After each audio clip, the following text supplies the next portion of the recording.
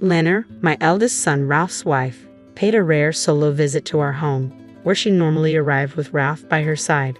As I welcomed her in, she wasted no time in delivering her message bluntly. "Don't bother coming to the wedding, Jody. Ralph and I move in different circles," she declared. Lena's words caught me off guard, though her tendency for rudeness was nothing new. "What do you mean?" I asked, trying to make sense of her statement. Lena let out an exasperated sigh, her demeanor condescending. "I hate having to explain this to you. I graduated from a top university and work at the prestigious trading company where Ralph also works. You, on the other hand, went to some third-rate college and sell insurance. It's embarrassing to have someone like you in the family," she sneered. Irritated, I responded, "There's no shame in selling insurance, you know." Lena smirked dismissively. "Oh, is Jody upset now? How scary," she taunted. "In any case, the decision is made. Ralph will see things my way," she added, her smile turning malicious. Exhausted, I simply nodded. "I'm Jody, 65 years old, working in insurance sales for the same company since I graduated," I began. Dealing with failed contracts and customer complaints can be tough, but landing a big new contract and receiving congratulations from the sales department makes it rewarding. I continued, "I'm a single mother now. My husband and I had different values and argued constantly. Ralph, our son, witnessed these difficult times. Eventually, the arguments led to the end of our marriage, and despite financial uncertainties, my husband chose not to take Ralph with him. I decided to raise Ralph on my own. Balancing work and parenting through his rebellious phase was challenging, but I managed. The hardworking Ralph I raised recently introduced me to Lena, a colleague he grew close to at work. Today was the day Ralph would bring Lena over. Although Ralph and I lived together, he went out to pick up Lena. When the doorbell rang, there they stood. "Nice to meet you. I'm Lena. Sorry for the sudden visit. I brought you a little something," Ralph's wife said, handing me a paper bag filled with cookies from a renowned department store. "Oh, you really didn't have to go to the trouble." "Thank you," I replied warmly. "It's just a small gesture," Lena modestly replied, but I insisted, "No, thank you for the lovely gift. Please come in." With a smile, I invited Ralph and Lena into our home, and we settled into casual conversation. Lena shared stories of her upbringing, how she and Ralph grew close, and spoke fondly of Ralph's work life. Then she curiously asked, "By the way, what do you do for work, Jody?" "I'm in insurance sales," I replied cheerfully. At that moment, I noticed a fleeting twist in Lena's smile. Was I imagining it? I glanced at her again, but her expression had returned to normal. We continued our conversation and wrapped up the evening. That momentary look on Lena's face lingered in my thoughts. What could it have meant? Since then, Ralph began bringing Lena around more often as wedding preparations took center stage. With my ex-husband absent from the planning, I had to take on tasks my former spouse would have handled. This was expected since he had refused custody of Ralph. There was much to organize: speeches, responses to family inquiries, and more. I needed to start planning my remarks soon, despite my busy work schedule. Lena's increasing visits left me with dwindling personal time, making every moment precious. As I pondered, Lena continued with her questions. Suddenly, she began discussing her wedding dress. "I absolutely must have a bright blue dress with scattered sequins. It will look stunning," she declared. Then she turned to me. "By the way, Jody, what kind of dress did you wear at your wedding?" I hesitated, caught off guard. Ralph should have informed her about my divorce. Before I could respond, Ralph intervened, placing a hand on Lena's shoulder. "It's okay," he interjected. "Even though she's divorced, it's all in the past, right? I could never imagine being divorced. It would be too embarrassing and miserable. But then, Jody, you're practically a stranger to me, so I can't really understand your feelings," Lena added with a laugh. Feeling uneasy, I forced a smile and changed the subject. Ralph glanced at me apologetically, but Lena's expression seemed oddly triumphant. Her increasingly dismissive attitude and constant labeling of me as a stranger troubled me deeply. "Jody's just a stranger, after all," she would say whenever something came up. Ralph would reprimand her, but Lena's unfairness persisted. Perhaps she truly held a poor opinion of me. Her demeanor was deteriorating, and even Ralph seemed uneasy about her behavior lately. I found myself pondering over Ralph's occasional thoughtful gestures when Lena unexpectedly arrived alone. The doorbell rang, and I hesitated, wondering who it could be. To my surprise, there stood Lena, without Ralph by her side. Despite the unease, I welcomed her inside. Immediately upon entering, Lena looked down at me. "Jody, our backgrounds are quite different, so please don't attend the wedding," she stated bluntly. I was taken aback by her abrupt rudeness. "What do you mean?" I asked, my brows furrowing in confusion. I knew Lena had a tendency to be brusque, but this was beyond anything I had expected. Lena sighed heavily. "I just can't tolerate your cluelessness, Jody. I graduated from a prestigious university and work at the same top-tier trading company as Ralph. Meanwhile, you're just an insurance salesperson from a third-rate college. It's embarrassing to have someone like you in our family," she added, her expression filled with disdain. I retorted, annoyed. "Please refrain from looking down on insurance work. It's not the demeaning job you seem to think it is." Standing up to her seemed to provoke Lena. "Jody's upset. How frightening," she remarked with a sneer. "Anyway, the decision is made. Ralph will surely side with me," Lena declared, flashing a malicious smile. She had made this decision without consulting Ralph first. I was stunned by her lack of consideration. The notion that a groom's mother would be excluded from the wedding was unheard of. It dawned on me that Lena had been concealing her true nature all along. Exhausted from dealing with Lena, I simply said, "I understand," and escorted her out. Privately, I seethed with frustration. Despite my wariness, I couldn't bear the thought of someone as rude as Lena marrying my beloved Ralph. Yet the wedding date was set, only a week away. I pondered deeply. Then it struck me, I had an idea. Then came the wedding day. At the reception, Lena's flamboyantly dressed friends greeted guests and collected congratulatory gifts. Meanwhile, the parents-in-law were in Lena's dressing room. Secretly, I waited in Ralph's dressing room, keeping out of Lena's sight. Earlier, I had discreetly provided Ralph with a voice recorder and shared my encounter with Lena from that day. Fortunately, I had recorded it using a recorder I happened to have for work. Upon hearing the recording, Ralph was initially disturbed but quickly grasped the situation. Eventually, he broke down in tears and became furious. For my sake, he decided to call off the wedding and end the engagement with Lena. However, canceling so close to the wedding date would incur a significant fee. Therefore, we agreed to teach Lena a lesson she would soon forget.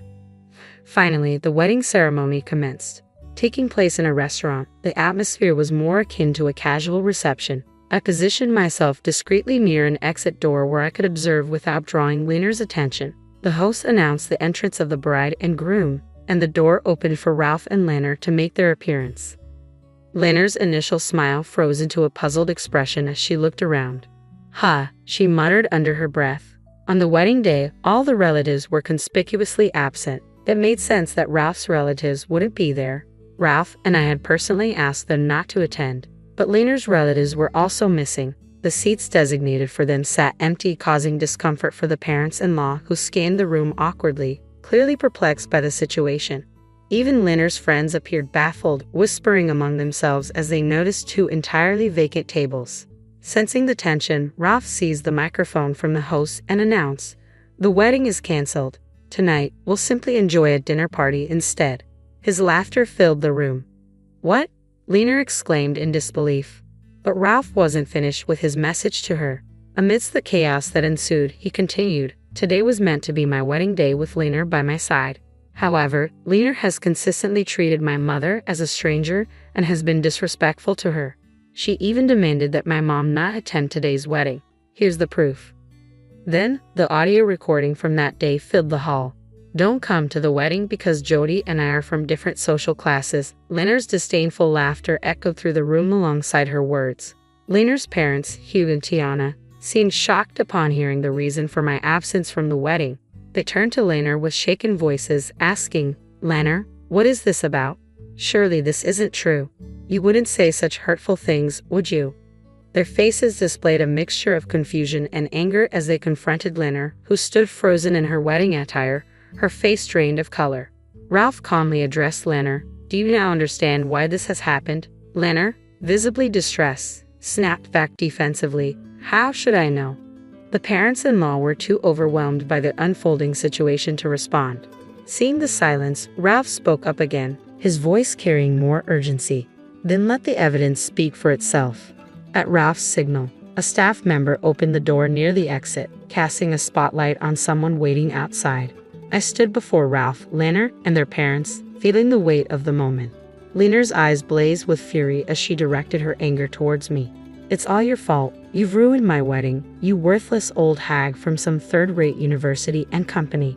Lena's shout echoed in the room, her disheveled hair and partially ruined gown revealing her unraveling composure. Lena, what on earth are you saying? That's Ralph's mother. Hugh's voice boomed with reproach.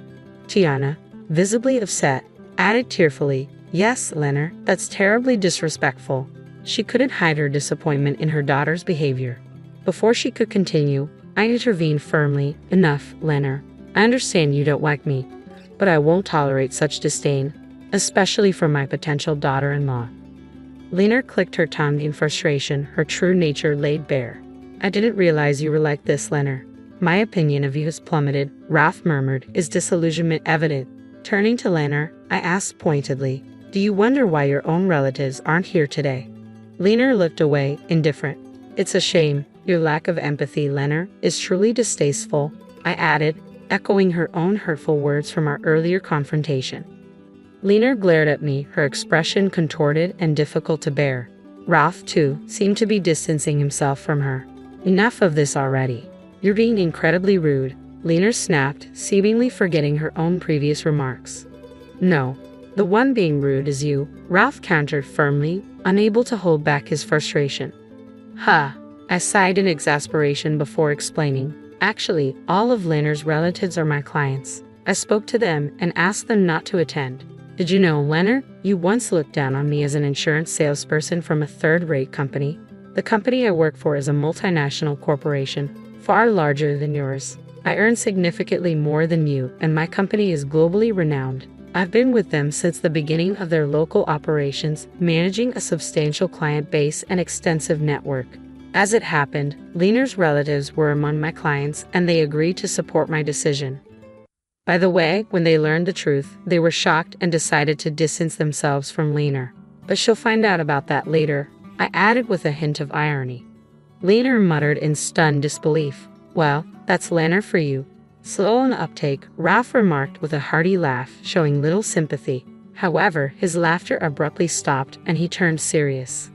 I cannot marry someone who disrespects my mother, no matter how intelligent or prestigious your company is. My mother deserves better than to be belittled, I stated firmly, my words almost spat out with determination. Lena and her parents-in-law stood silently, faces flushed with embarrassment, heads bowed. With the engagement terminated and the wedding canceled, the event concluded soon after. Lena's parents, being sensible, apologized repeatedly to Ralph and me. They also agreed to cover all the wedding expenses with further compensation discussions scheduled for a later date. Lena's responsible parents would likely handle her recent actions. Subsequently, Lena resigned from her job. Although Ralph and Lena's workplace wasn't invited to the wedding, rumors of the incident circulated. Colleagues sympathized with Ralph but held Lena in low regard. In a workplace emphasizing teamwork, Lena became ostracized. Eventually, unable to endure the constant criticism, Lena resigned abruptly. She left a resignation letter on her desk and disappeared from the office. Before disappearing, Lena approached Ralph, pleading for reconciliation. I want us to get back together, she begged. And I want everyone at work to know I'm not a bad person. Ralph, however, firmly declined. With your attitude, going back to how things were is impossible. She also approached me multiple times asking me to convince Ralph to reconcile, but I chose not to engage with her requests. By now, Lena is likely estranged from her parents-in-law and her whereabouts and activities remain unknown to anyone. Neither Ralph nor I have any desire to seek out information about her. 3 years have passed and Ralph and I live contentedly. We use the compensation money from Lena's parents to renovate our home. Ralph has since married someone else, a nurse introduced by a friend. She is straightforward and fearless, always looking out for me, and I value her honest advice.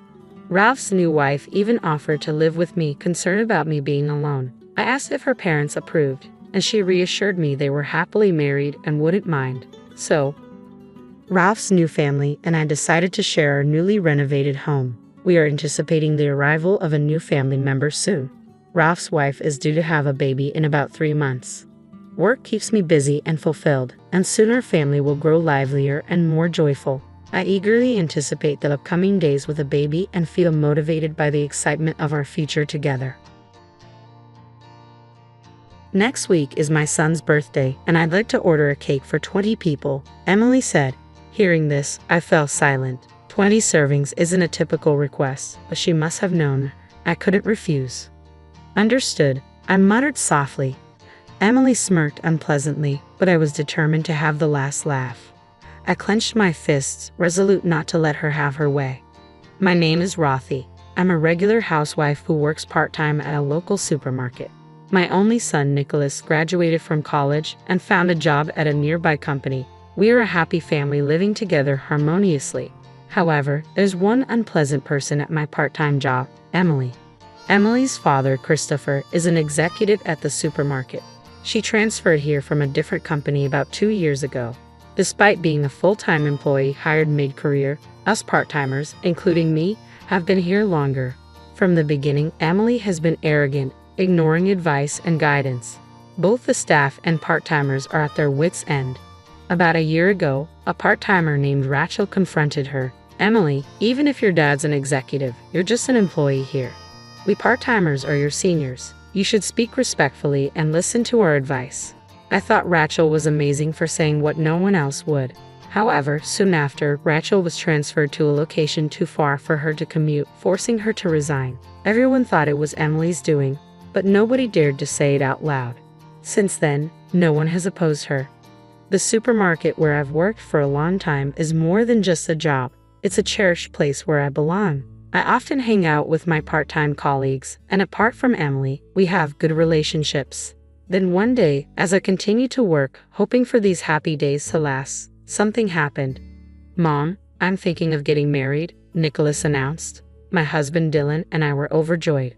Truth be told, I always wanted a daughter to go shopping with, have tea with, and share a mother-daughter relationship. But after Nicholas, we weren't blessed with more children, so that dream remained unfulfilled. I hoped that by getting along with Nicholas's wife, I could build such a relationship.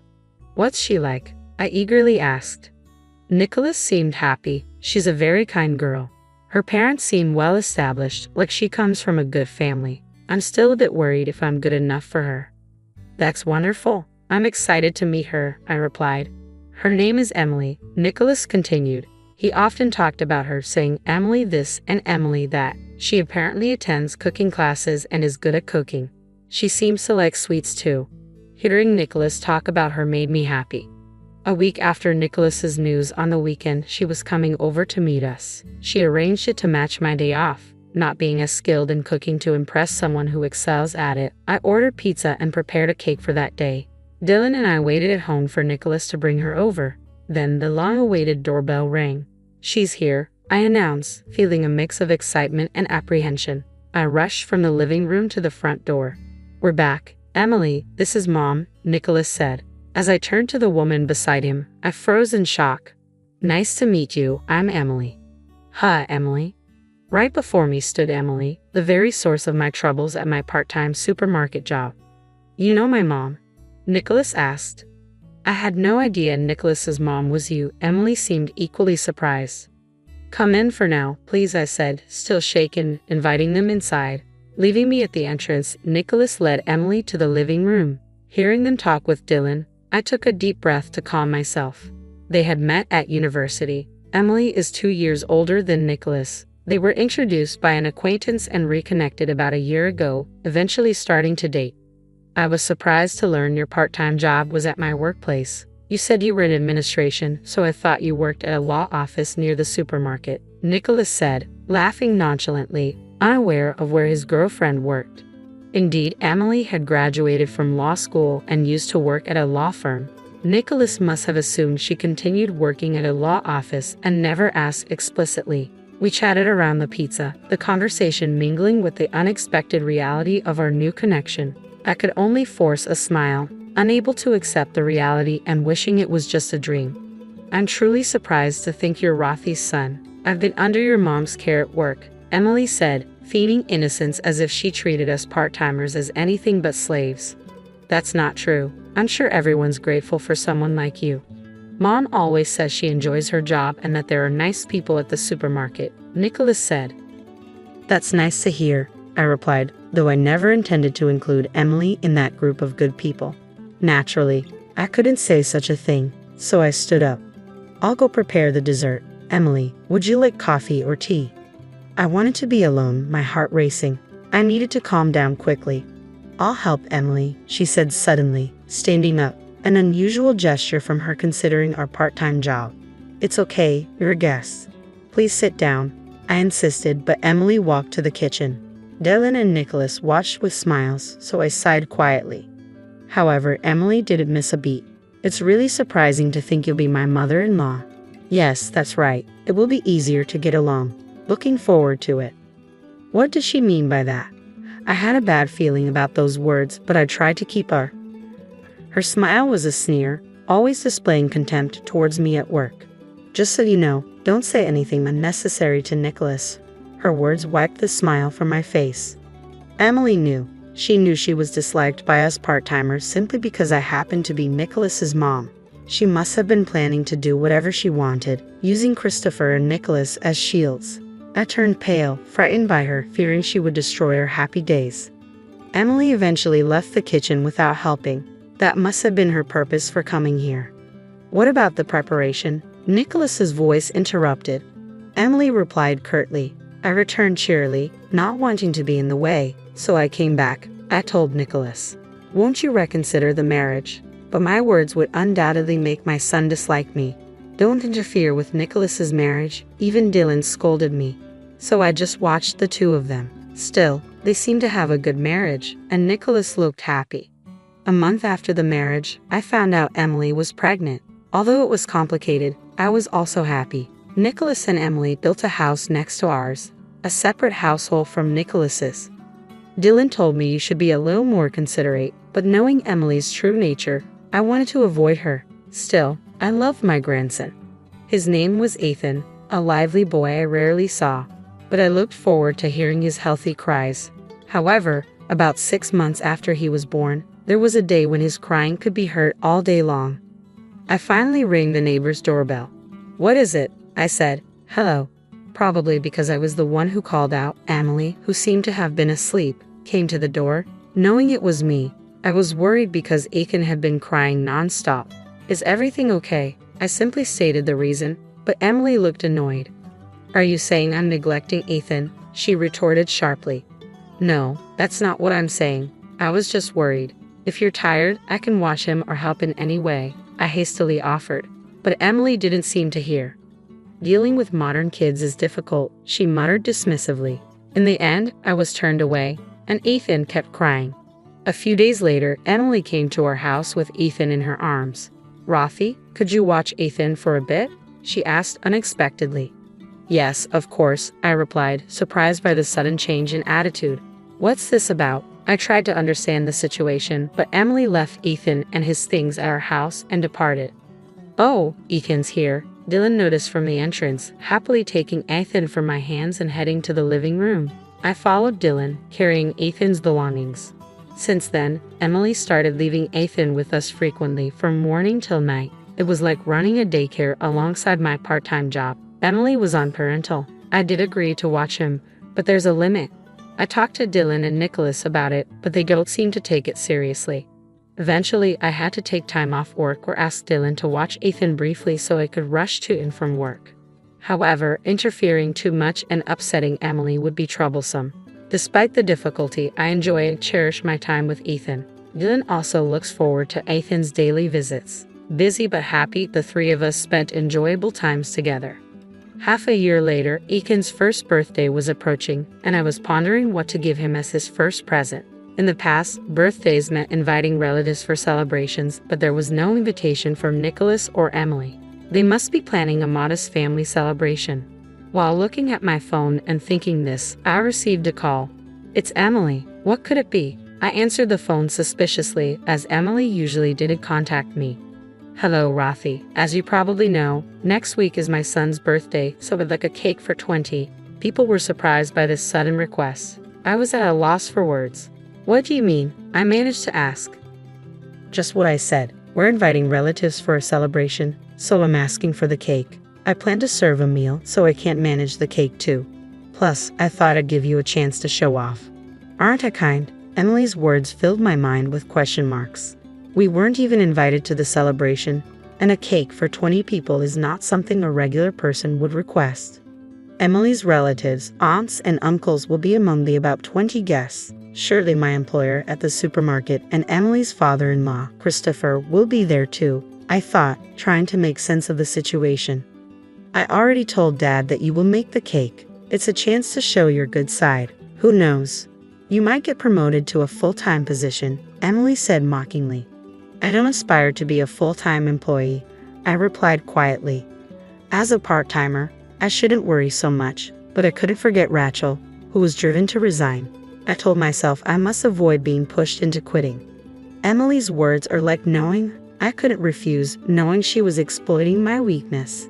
Cakes are easy. I'm more experienced in cooking, so I'll give advice, she said presumptuously, more than I had anticipated. Reluctantly, I agreed. All right, but with 20 people, maybe you should reconsider serving individual portions or using a large platter, I suggested. Ha? I'm the senior here. I'm not asking for advice. And what do you mean, okay? Can't you speak more respectfully? Emily retorted sharply. What kind of person is she? I held back my words, muttering quietly, understood. I could imagine Emily's smirking face on the other end of the phone, my frustration seeping through. She probably planned to ridicule me by presenting her perfect full course alongside my poor cake. But I wouldn't let that happen. I made a decision. Of course, Ethan was the star. I wanted to make his first birthday memorable, even though he wouldn't remember it. I started planning the cake design and went to a baking supply store for ingredients. Though I felt forced, I was also excited. Emily seemed annoyed by my amateur excitement. It won't amount to much. You should have asked me, the senior, for advice, she said when she came over to scoff. But I had no time for that. Later, Dylan and I were officially invited to the birthday. On the day, Dylan, with nothing else to do, left early for their house. It's too early, I said, but he was too excited. I sent him off with a smile and got up, ready to prepare. I muttered, checking the time, when the doorbell rang. Rothy, are you ready? Emily started entering without permission. She frowned upon seeing me relaxed. What, you were sitting? Where's the cake? I was about to start. Don't worry, I'll bring it on time, I assured her. It was only 8:00 a.m., 4 hours until everyone arrived, but Emily was shocked. An amateur can't make a cake for 20 people in 4 hours, she ranted. I've been preparing perfect dishes since 4:00 a.m. Don't ruin the event. Okay, I get it. It's Ethan's birthday. I wouldn't do that, I snapped back, making her frown even more. Just make sure to bring the cake by 12:00 p.m. She left, snorting. Was she bragging about finishing her part? I laughed at her frustration, doing nothing until the door closed. Then, I started.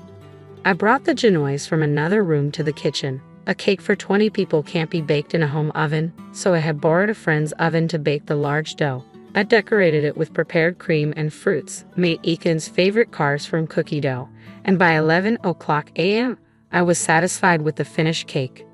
I hurriedly finished and called Nicholas to safely transport the cake. I left it in a cool place and headed to the room where everyone was gathering, the largest room in Nicholas's house. They planned to eventually build a wall here to divide the room and turn it into a children's room. It was a good opportunity for such an event, as we hadn't celebrated the new house with relatives before. Ethan, unsettled by the crowd, was crying with Nicholas holding him. Everyone smiled at little Ethan's discomfort. Then Emily, with her mother-in-law Olivia's help, proudly brought in her dishes. Here's the appetizer assortment, she announced, placing small plates in front of each guest. The presentation was indeed beautiful and well-crafted. However, by the time she finished serving everyone, the first plates needed clearing. Ethan was still crying, and Emily and Olivia were busy. I stood to help, but Christopher said, "You should sit, Rothy. We're supposed to be the guests." Indeed, I agreed and sat back down, but the situation looked tough. I took Ethan from Nicholas and suggested he help Emily. As soon as I held Ethan, he became happy and started laughing. Everyone was charmed by this, but Emily looked displeased. She couldn't treat me like a pawn anymore, especially after hearing Christopher's earlier words. Christopher had been attentive, asking me about my job and Emily. I couldn't tell him everything, but our conversation brought up Rachel, who had been forced to resign. Did he really do that? He didn't seem like such a person. The dishes served at intervals of 10 minutes each were somehow completed, but judging by the relatives' reactions, it didn't seem they were fully satisfied. No matter how confident Emily was in her cooking, she should have considered serving family-style dishes given the guests and situation. All the dishes are served. Did everyone enjoy them? Emily said this with a happy expression. It seemed she was the most. Olivia next to her hadn't eaten anything and looked distressed, which was pitiable. Rothy has made Ethan's cake. It's ready, right? Emily turned to me. Yes, I'll bring it, I replied. I asked Nicholas for help and brought in the large cake. Emily's nieces and nephews gathered around the big box.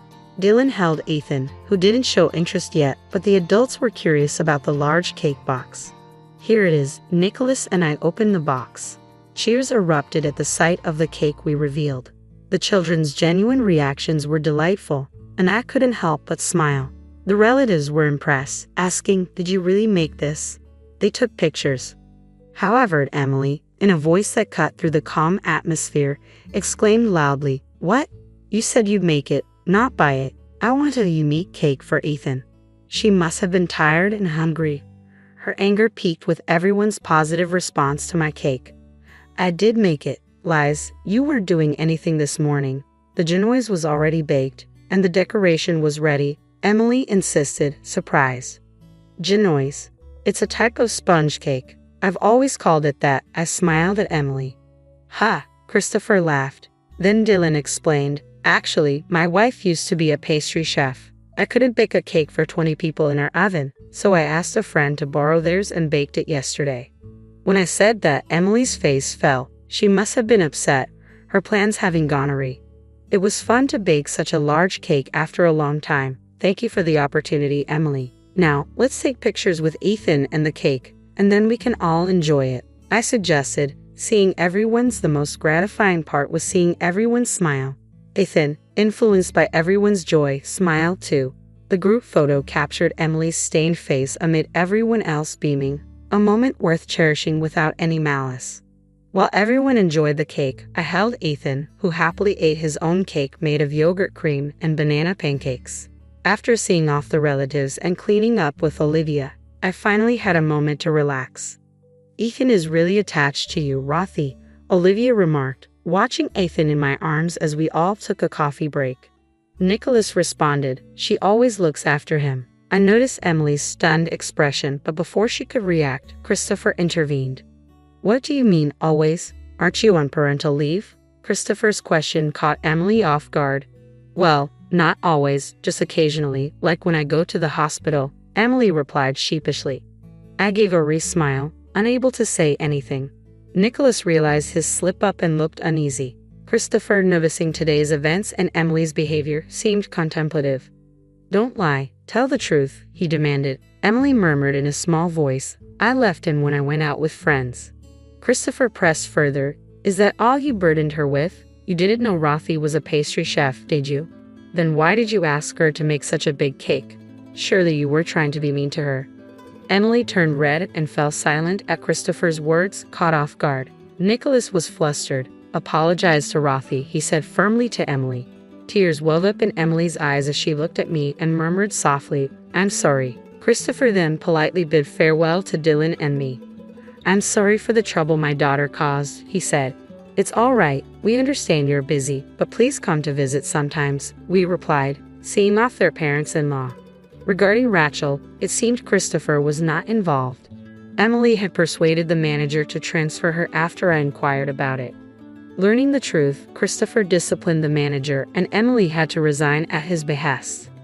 Christopher, angry at her for disgracing him, later visited the store where I worked to apologize. He indeed seems to be a responsible person. Since then, Emily has been respectful and no longer belittles people. She seems to genuinely care for Ethan. Nicholas, unaware of her previous coldness towards me, was disillusioned after learning everything. It was the first time he scolded Emily. Emily realized her mistakes and became much more subdued, as if she had changed as a person. She probably had been acting as she pleased, misusing Christopher's influence and thinking herself important. Being reprimanded by her father and husband at her age was a humbling experience. While I inwardly chuckled at this, I felt relieved. Looking at the photo from that day, I naturally continued my part-time job. There was no longer the needless burden of unexpectedly taking care of Ethan, so it didn't cause any issues with my shifts. I've been enjoying my time as usual, going out with my part-time colleagues. Emily's attitude has changed. She no longer behaves as before and has even asked me to teach her how to bake cakes. I was genuinely happy about this. While it's not the mother-daughter relationship I had dreamed of, I hope to gradually build a good relationship with my son's wife. I want us to become a family that celebrates and watches over Aiken's growth together.